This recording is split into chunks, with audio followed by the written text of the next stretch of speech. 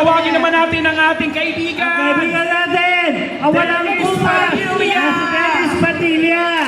Halika na dito. Yes, magandang lalaki po ako. Totoo na. Maraming salamat. Bago ko po i-introduce sa inyo yung isa pa nating artista dito sa ating When Magic Hurts. Bago ang lahat ay aawitan ko muna kayo. Ay, ang taray. May baon ka talaga. May baon ako. Oh. Kapag handa, hindi ako handa. Ang kakantayin ko lang 82 songs. Kasi 34 na lang. Halika, kapatid. Curious ako. Oo. Kasi Mother's Day ngayon. Yes, So, ma'am. para ba to sa mga ina?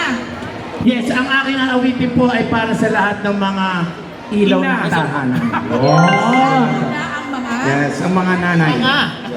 Ilang ito? Yes. Mga... Sige, gusto mo kanta na ako?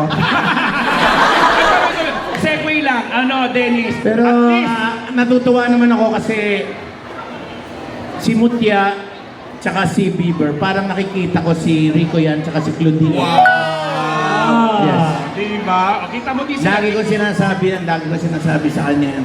Pabutihin mo lang yung pag-aartista mo, Bieber. Ikaw ang magiging susunod na Rico yan ng Pilipinas. Paano hindi magiging gwapo si Bieber magtalas? Eh, ganyang kagandang lalaki rin yung tatay niyan. Sabagay, totoo ka. Alam mo, Ano sa gusto? alam mo ganito yan, ha? Alam mo yan. Kapag ang magulang maganda at gwapo, yung anak ganun din. Siyempre, lalayo pa ba tayo? Sino ang gusto magpalahi? Grabe ka. Dennis, ang tagal ka na namin iniimbita sa Marites University. Oo nga pala, yes. This time, kasama mo na kaming apat. Okay, schedule natin next week yan para bago mag-showing ang... Witness kayong lahat next week. Yes, Okay. next week. At syempre, huwag niyo po kalimutan, When Magic Hurts, May 22.